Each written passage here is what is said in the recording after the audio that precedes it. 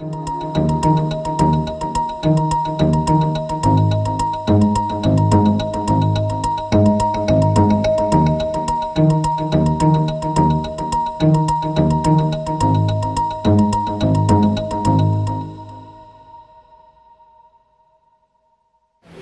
has a diverse business background, business experience, ranging from ICT, financial services, renewable energy, Ben,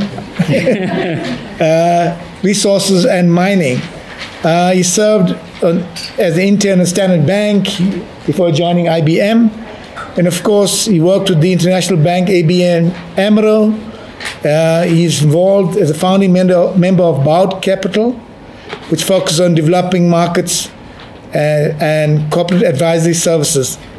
His topic is very interesting because I had the pleasure of, meeting and working partially with the founder of what is known as the basis of the pyramid model, C.K. Prahlad, when I was in Rwanda, and I worked for the Ross Business School at the University of Michigan. That is why I was very excited when he told me his topic. And I'm very keen because I didn't find much of that being applied to the South African or the developing market environment. So without much ado, I'd like to now allow Desmond to take us through the journey on his topic titled Towards an Integrated Framework to Alleviate Poverty, Reduce Economic Dependence, and Address Unmet Needs in the South African Base of the Pyramid Market. I must admit, I found it much easier talking to a hostile board who wanted to close 90 branches than addressing you all this afternoon and being a student again. Well, good afternoon, ladies and gentlemen, and thank you for the opportunity and the platform to share my research. I certainly look forward to your insights towards my learning experience as well. Firstly, my supervisor couldn't join us this afternoon, sends his apologies. And Prof. Governors will be standing and helping me to guide me through this process this afternoon. So as Prof. Governor said, my research topic is towards an integrated framework to alleviate poverty, economic dependence, and meeting the unmet needs of the South African block market or base of pyramid market. So collectively, I call poverty alleviation, economic dependence, and the unmet needs as BOP impediments. So when I say BOP impediments, I mean those three items, so I'm trying to shorten it.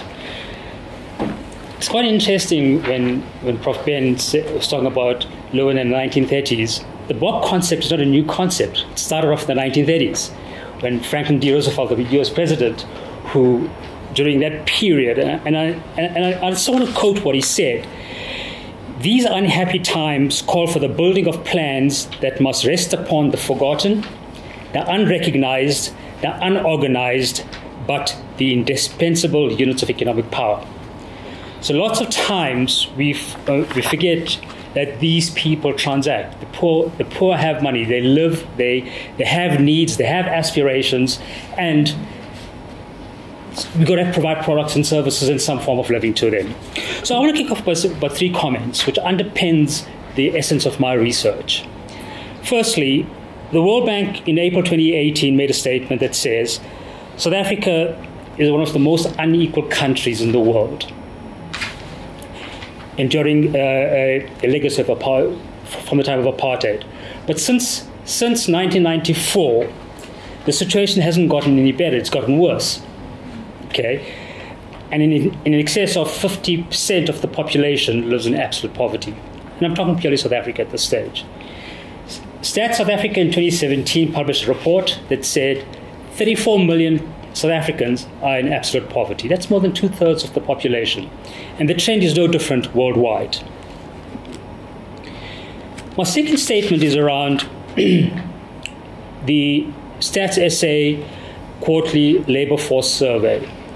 And it states that 9.6 million people are out of jobs. 27% of the population. Out of the 9.6 million, 6 million are youth, aged between 15 and 34. Prof. Ben made mention of that earlier on as well. Okay, we have such high employment rates. But most academics think that's probably close to 30%, if not higher. And the last point that I want to make is the bulk market in South Africa is estimated at 300 billion rand. a third of the spending power of the South African economy. And yet, we haven't found ways to deal with that part of the population. And that's not unique to South Africa, it's unique worldwide. And as you may know from your discussions with Prahlad, probably will tell you that. You've heard that. So, as I said, it's not a new concept. Prahlad, Hammond, London all popularized this process and understood the power of this market. It has opportunity and potential. It can be profitable, but the way you engage this market has to be different. And that's the key. You have the critics like Karnani and Jaiswal who says, hang on, you guys this is hype, this is absolute nonsense, okay? This market can't afford goods and services. And so there's a view, there's both views to this market, and one needs to look at it through a lens to say, how can you engage this market? In all the discussions I've heard, it's a collaborative approach. You need to engage people, you need to understand their needs and figure out how you address those needs. So the market exists. The question is, how do you engage that market? So with that as a background, the problem this study plans to address is, how do I create an integrated framework that maps the roles of the private sector, government, and civil society to address the BOP impediments? I heard earlier in the conversation, we talk about not understanding clearly what we need to do. But if we clearly understand what needs to be done, we can surely address those needs. So the BOP market has traditionally been the domain of governments, NGOs, philanthropic organizations, and it's been and typically they've looked at it from a singular point of view. How do I provide needs, or how do I feed the poor? How do I give them money? But they haven't solved the problem of poverty alleviation. Traditional approaches have failed. Some have worked in India and Mexico, but most have failed. And that mainly arose from the conflicts between profit objectives versus social objectives. So in dealing with a BOP, your profit motive should not be the first motive. It should be a motive, but not your primary motive. And that's essentially what I attempt to do in my research, is finding that means of engaging at a profit. The whole misconception of BOP impediments and how they can be addressed is a huge challenge, whether you're in government, whether you're in the private sector, whether you're an academic, or whatever it is. It's a challenge for most people not understanding how to engage the BOP market. And lots of these organizations have difficulty engaging these organizations. It's just the little experience I've had since I've started my research. If you can't immerse yourself in that environment, you will not understand how to address those needs, what they're looking for, and what are the nuances, and what are the sort of the key touch points for them to make their lives better. So I think one of the key things that I'm starting to identify as I go through my initial interview process in the BOP market, there's a seemingly lack of strategies, frameworks, processes, and in the manner in which you engage the poor. Apart from the language barriers, apart from trying to gain their trust in trying to say we can help you solve your problem, there's a framework that's lacking to engage. And that's the reason why most multinationals and governments and academics and students like myself have difficulty in engaging. I have difficulty in engaging the market.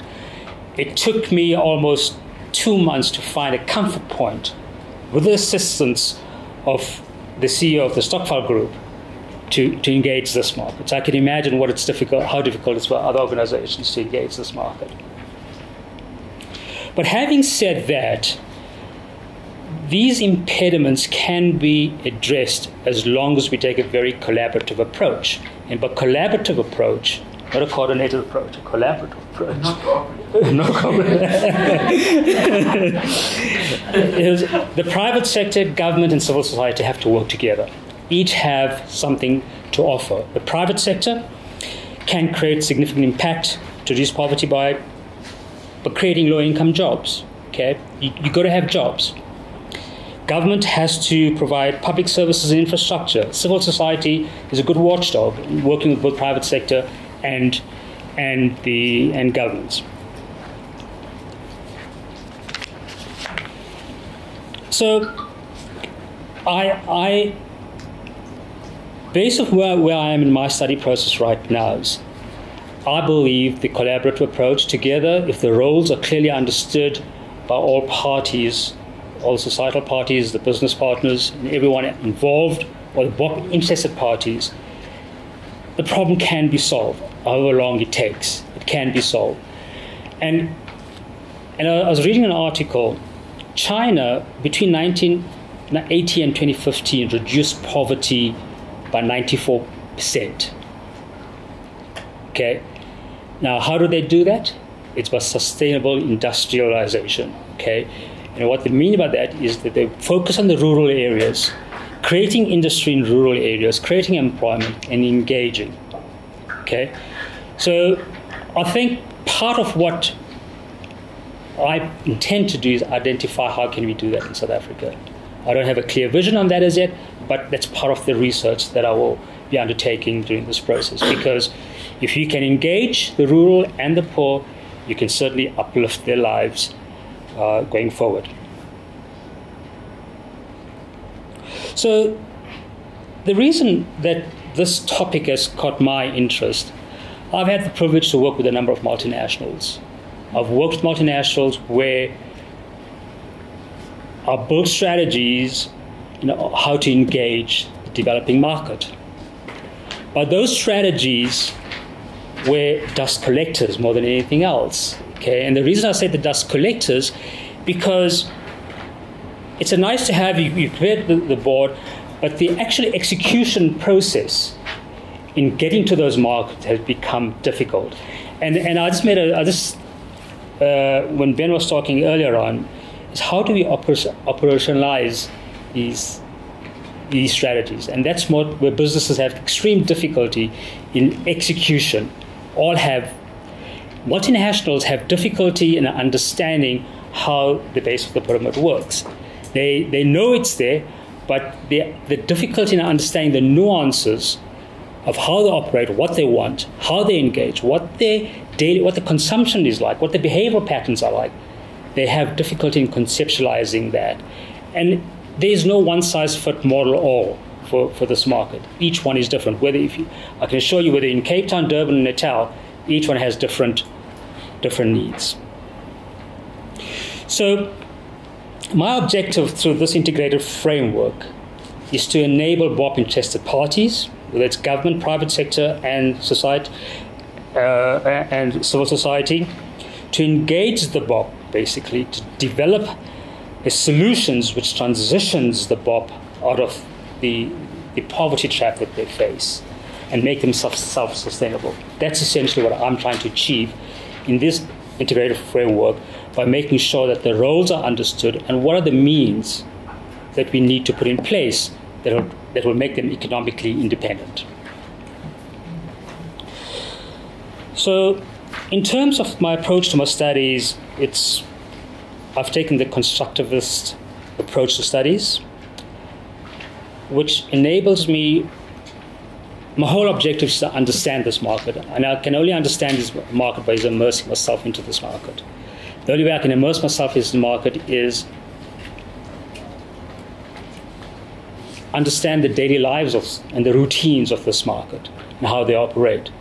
And that probably will guide me as to what are the basic needs that can transition this market into something different. So that's basically my approach, and understanding to get a detailed and comprehensive understanding of this market. So it's very much an exploratory journey. of learning, of sharing, of collaborating and understanding, and trying to get the bulk market. When I say trying to get the bulk market, is trying to get them to tell me to own the problem and provide solutions. Sorry. I'm sure I missed what you mean by bulk market. Base of the pyramid. It's effectively the poor, the people living in absolute poverty. So it's base of the BOP is the base of the pyramid. Pyramid. Okay. In this process, I have no intentions of having any preconceived ideas of what solutions this market needs. I may have a view, but I want that to come from the market itself, in the base of the pyramid. They need to guide me to tell me, hey, I think you should consider these factors in solving the problem. I can share my thoughts with them, what I think could help, but I'm looking to be guided from them. So I don't want to say, well, there's so much of literature available that I have the answers. No, I don't. What I want to do is get the ideas from this market, and that's why I say it's a discovery process. It's exploratory. It's learning and trying to come up with a solution that is mutually beneficial to all parties. Could I ask a question? I love the idea, or I can relate to the idea that you want to work constructivist, but I'm intrigued that you work, almost accentuated, that you want to work collaboratively. Yes. Because if you work collaboratively, you are still the authority. So as much as I love the idea that you want to immerse yourself, and you want to hear what they say, and that you don't want to work with preconceived ideas, I will be curious to know whether you appreciate what are your preconceived ideas. Because it's interesting, the colleague there asked the question, what is bulk? So you define them as bottom of the pyramid. Now I'm really playing conceptual. Sure. But you could therefore say that in my mind, you are at the bottom of the pyramid. Effectively, I am, because I'm putting myself in that situation.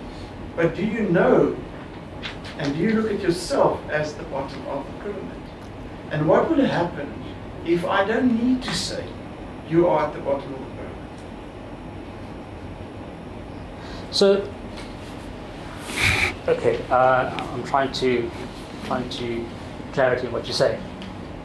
Just help me understand. I think the intent is good, but conceptually, I would like you to tease it out a little bit more in detail. If you work collaboratively, right, you are still the authority. I agree with that. If you work cooperatively, just as an option, you are not working from authority. So just right. If you work with the assumption that I want to immerse, and I want them to tell me which I'm excited about, but you define me as the bottom of the pyramid, then you are not immersing yourself in mine. So okay. So it's almost again asking the question, what would happen if you could do more effort in mapping your ecosystem understanding?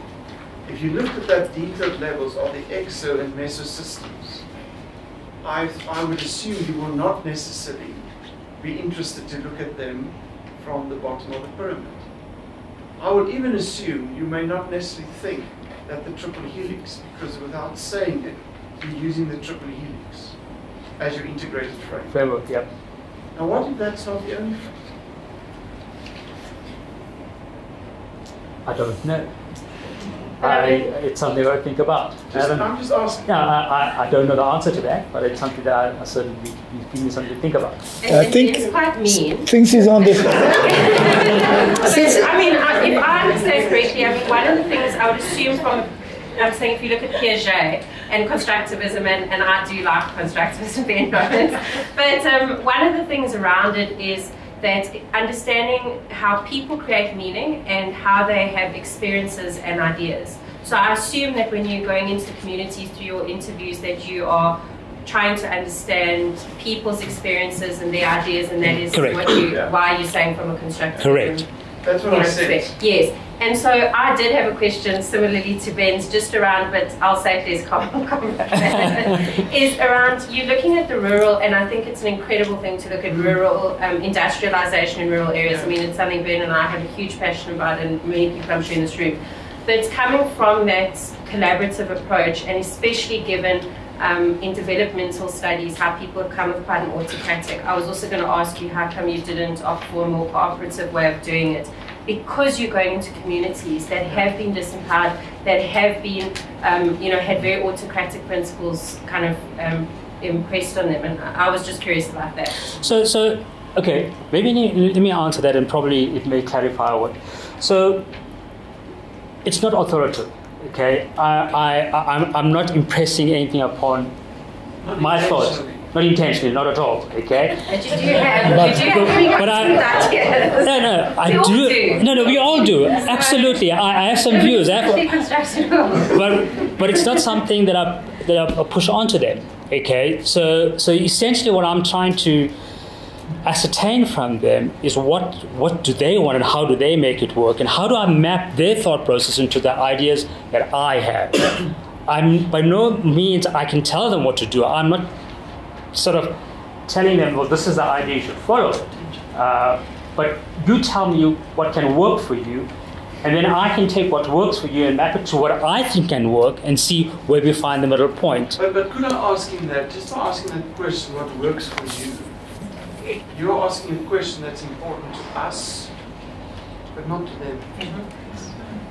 Well, why wouldn't it be important to them? Because they will be telling me, here I'm making an assumption more than anything else. They will be telling me, well, I'll need X, Y, and Z. I need 10 million rand to make this work, or but that's to fit into your world.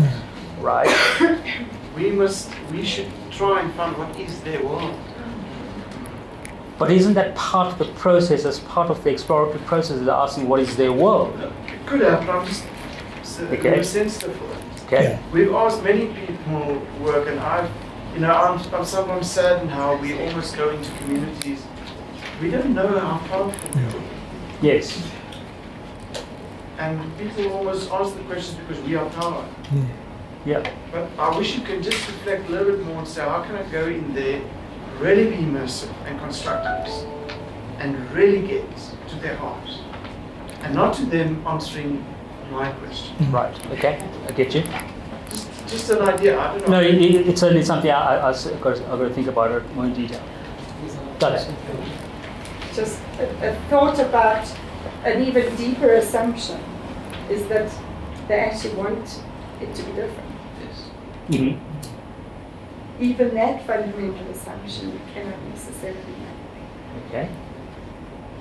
But what can work really nicely with that, I'm saying just from, instead of saying, finding solutions or speaking to that, can speak about that you want to gain a deeper understanding, and especially with constructivism, and speak to thick descriptions. Mm-hmm. Because if you go to do some of the work around thick descriptions, it's almost saying, I'm creating a conceptual or an integrated framework, and I'm going to provide a deeper knowledge and thick descriptions to kind of almost provide trends maybe, rather than saying a solution, because that goes against the principles really of constructivism. Yeah. So perhaps as a possibility, and I think that the reality is it's easy to sit here and comment, but when it's your own work, it's very different. I think those of us that have experienced it, we feel the same. And it is about the justifications around why you're selecting what you are, and I think these are really just ideas around possibilities. Perfect. Yeah, I think you need to take this back, reflect on it, and of course, see how you can factor it in redesigning what your approach and those kinds of things. Obviously, Perfect. We don't know how far you are in terms of, have you started data collection yet? Yes, I've started the interview process. Okay. So we started, but it's not difficult to adjust it. Okay, I mean No, in that sense, it's an evolving thing. As part of your, as Bram Vermeulen put it, how do you recalibrate? So you don't need to start again. No. But just if you can relate to this awareness, just how do I incorporate it in my journey? Absolutely, and yeah, it's not, as I said, it's not difficult to make adjustments. I look forward to reading it. Very interesting. Thank really. you. Raymond, you had the question. When Prof asks you if you're going to go in with your preconceived ideas. Preconceived. and then you said no, right? And then you wanted to find the understanding from the base of the pyramid population. Yeah. Because I think for me, I would agree with that approach because it won't create any biasness, because from that biasness you might come with your own answer and discard this feedback that you're getting from people. So that's what I think. It's just these things can be subtle. I can ask a question, immersing myself and say, what is your income? Well, income is not a construct that is meaningful for people in all spaces. Yeah. So I may ask that question. Yeah. And that doesn't sound biased, but that is biased. But it can even be something like language. So pitching something at a level that you're assuming that people understand that you don't. And I think that bias, especially in an exploratory and qualitative study, is recognized, and objective truth is not something that is encouraged or spoken to in those types of studies. Yes. So it's very much focused on that it is subjective realities and there is no one truth. And it's acknowledged. So Yeah. I do think in that respect you kind of protected us. I'm interested in your definition of bottom of a pyramid. Base. How does that relate to the living standard measurement system in South Africa? It's correlated to the living standard measurement. So typically, if you take a look at your LSM1 to LSM5, Sure. will correlate to what Stats South Africa calls the base of the pyramid of the 34 million people. But Stats South Africa uses what they call the food poverty line, FPL, LBPL, and VBPL as the measurement to get at 34 million. And if you try and map that over the LSM segmentation, it relates to majority of your LSM 1 to 5. Yeah.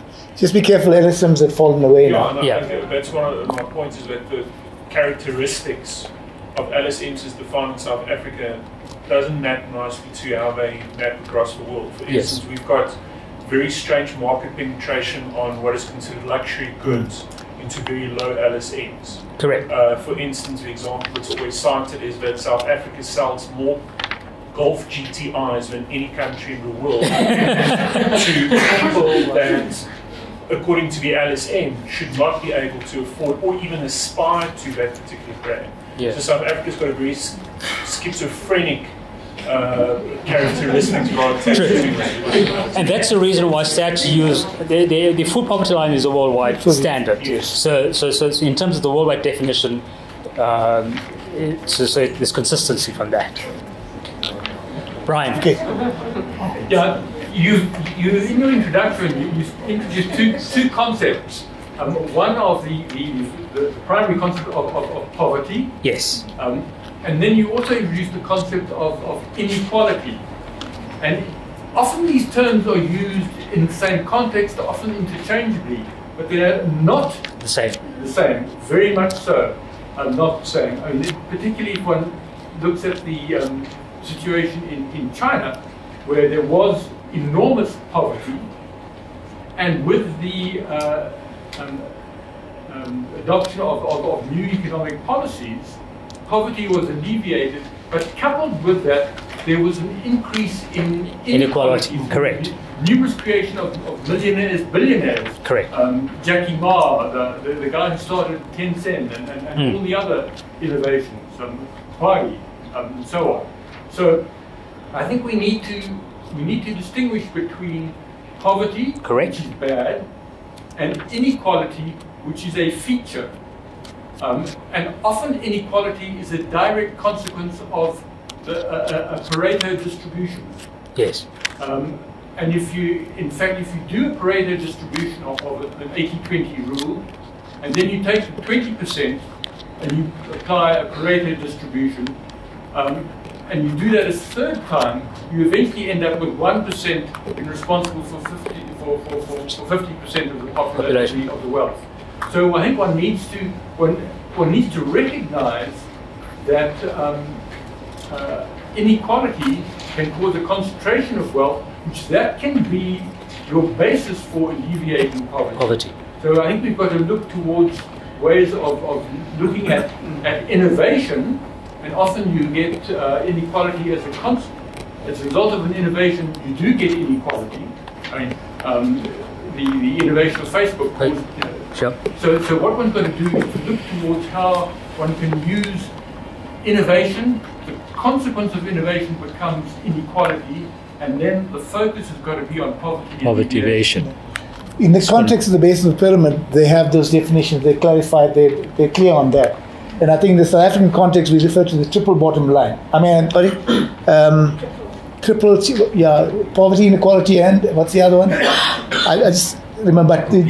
So it has a certain, what they call it, context-specific meaning in South Africa. So that's why they're using base of pyramid within that context, I would say. So I understand where you're coming from. No, the key concepts are defined. I mean, that's fine. Yeah. Thanks. So, my question is going to be around, you made a statement about 27% of the economy of South Africa being unemployed, right? And you said it's between 25 and 35. Then my thing is that you would agree with me when I say that 80% of learning is through situations or people or experiences, right? So just to put a spin in the words, then why is it that we measure intelligence through what we were taught in the classroom? Then how would you then, if you would want to remedy that solution of you trying to alleviate poverty, then how do we then look at finding a solution to make teaching people or students relevant information that are going to be useful in the workspace? So part of the research does take that into consideration, because you need skilling, upskilling, and that's one of the biggest challenges that we have is the unskilled labor force that we have. Okay, so part of the process is how do you upskill that part of the unemployed, so they can actively be engaged. But my point is then how you if you're talking about upskilling, but then how do you upskill people who are taught totally irrelevant things? And then when they get into the work environment, they can't participate because you've been taught history about wada, but you never get applied in the workplace. So then how do we then curb that section to try to fix a little element of what you're trying to fix? I just will come into Milling. I think we're drifting here. It's outside his scope of study. Let's come back to the study. But the interesting question you're raising, no doubt. We'll take your question, please. A way of framing the problem that I want to challenge you on is going right back to where you started. And I know you're looking at it from a pretty economic point of view. Right. But I have a problem with the word bottom of the pyramid market. It's sort of it's as if they are there that need to buy something from us here. Right. The moment you change the word market to something like the bottom of the pyramid community. Well, the market shouldn't be there. It should be bottom of the pyramid. Yeah. Full stop. You see, that's it. Like the society or the community. Correct. So I did work in rural areas, and the only way that I could immerse myself was actually living there. Got to live in there. Really? Absolutely. It's not even asking questions. It's like just. You just understand the daily routines. Yeah, and then you realize that there's a dynamic, that there's people that can understand how to survive and invent things that we've not even imagined. Correct. You know, so but it's that word market. No, sorry, the word market isn't there. One burning No. So, someone else had a question behind. I'm coming from the rural areas. I grew up there. I know what exists, and I know the suffering very well. I have to run away and just visit.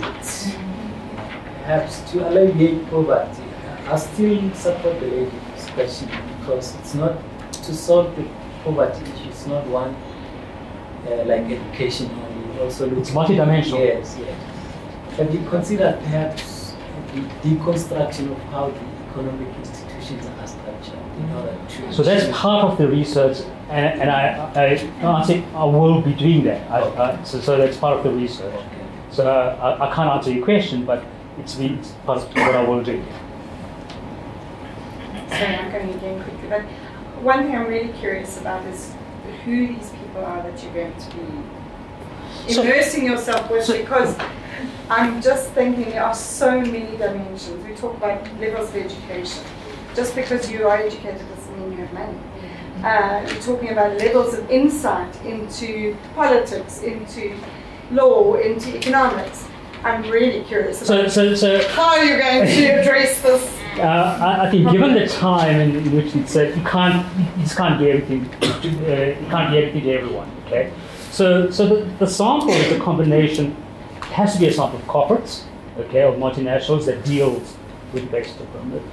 But the key part of being with the Bob. Okay? The majority of my interviews and questions will be with the Bob. So my sample size will be between 30 and 40, okay, of which at least there's 6 corporates, and the rest is the combination of rural and urban markets of population of the base of the pyramid.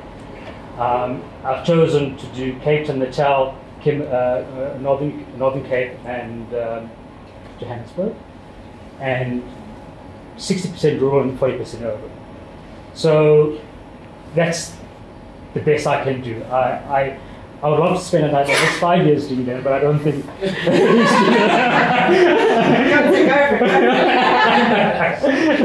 So I think given the time, I had to make a call on how best I off my sample size. What informed your decision to select, you said KwaZulu-Natal and what have you? What informed that decision? I think it's just easier to access, much easier to access versus going into some of the more remote areas. I think just quicker access. And I think it's more urbanized then as well. More of a convenience factor. Convenience factor, yeah. Okay. All right, you can proceed. Thank you. Sorry? Someone had a question on this side. Sorry. No, I have a question in terms of you say you will immerse yourself in that market. How are you going to do that? What do you mean by that? So, I don't know your name, but you got to live in a bed and breakfast in those environments for 2 or 3 days. So that's bed, no breakfast. So you literally got to do that for a day or two. Okay. I mean, given time, again, it's a time constraint. You can't do it, but you've got to be there with them and just follow through what happens for a day or two. So then maybe my sort of question, or you sort of had an issue with the word immerse, because for me that doesn't feel like it's immersion. Okay, so it's not immersion, it's just being with them for a day.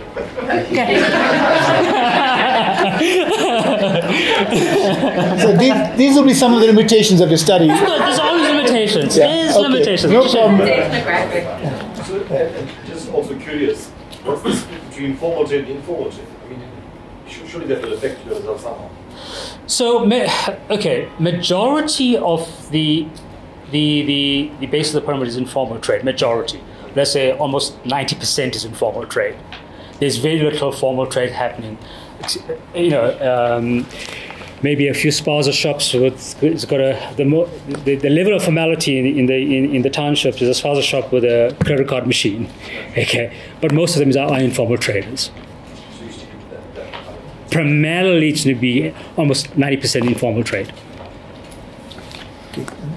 My question is on the research that you're doing. Does it also look at the red tape that's actually put on the entrepreneurs? Because I mean, to actually defeat poverty, unemployment, and so forth, we also need to look at entrepreneurs. Because I mean, the current entrepreneurial activity within South Africa is only just 11%. Correct. So that's part of the research is to find how do you take away that red tape and get those BOP embedded entrepreneurs, I call them BOP embedded entrepreneurs, to engage more effectively. Is how do you remove it? How do you make it easy for them to create business and create employment? Thanks. Okay. Thank you very much.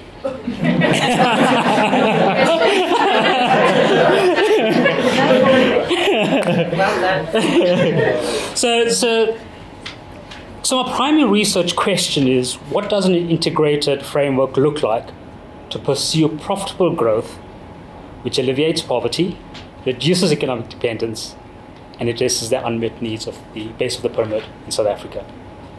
Notice no market. So that's the primary research, and I have a number of sub-research questions. I'm not going to go through that, but that's fundamentally what my research question is. In terms of my research design, obviously it is a qualitative research design, and so I'm using a soft systems methodology research method, and basically the soft systems research method is a multidisciplinary problem-solving approach, which it's an action-orientated process for inquiry and into problem situations, and allows you to investigate the situation and allows you to define actions, how to improve those situations. So that's that's fundamentally how the soft systems work. So it's a combination, a bit of a grounded theory and a bit of literature. So you take literature review and it has elements of grounded theory in it. So it allows you to find. So my whole idea is to find new ideas, develop a new framework, and bring them all together. So, and the reason why I chose this methodology, because for the reason it allows me to take literature review and find new knowledge and bring it back into a solution. So just a side note, so are you going to work with coding practices? Yes, you would have to. I mean, you can't not. I would do that. Okay. Yeah. Just curious if you're going to do it. Yeah. So you're going to go through the full actual code? Yes. Yeah. Are you also going to be looking at what is currently available and whether they use it or why they use it or why not? When you say what is currently available, for example, meaning? If you're looking at the rural areas, yes, rural areas, yes. You're looking at people who live in poverty, gross unemployment, huge inequality, and inequality isn't only financial. Yes. There's gender inequality Absolutely. as well, yes. Which is also has its spin-offs. But yet if you look at the other side of the coin, there are things available. For example, there are colleges, there's a community centre, there's healthcare, primary school, there's a cooperative, there's a mayor of a little... There's a tribal headsman. Whatever, there's a tribal headsman. Yeah. To what extent is that available or not? And do they use it? Or why not? Are you going to look at that as well? So that you can then possibly start understanding some of the real issues that they do. Absolutely. So that sort of helicopter view in part of your study would help. So you're understanding what exists. So you got to understand. You can't ignore it. You got to understand what's available, what's working, what's not working, and how do you incorporate that as part of your solution. So you can't ignore that at all. Okay. There could be valid reasons why it's not working. Maybe there's no money, or whatever the reasons are, or not enough skills. So yes, absolutely. So the steps undertaken for the study, obviously, will be primary empirical data from interviews and surveys and questionnaires, and there's non-empirical data in terms of literature reviews. So it'll be a combination of both. One will not drive the other, is to treat them as equals and build up theory from there. So can I just ask a question? You said you're going to select, is it the Northern Cape in Johannesburg? KZN. So are you and Cape Town. going to be comparing, or are you going to look at either cases as equal? I don't know as yet, but I think for me to do a comparison, I don't have enough information, because then I should do all 11 provinces to have a meaningful comparison. Maybe there'll be some limited comparison, but I don't think it'll be a focus in my research.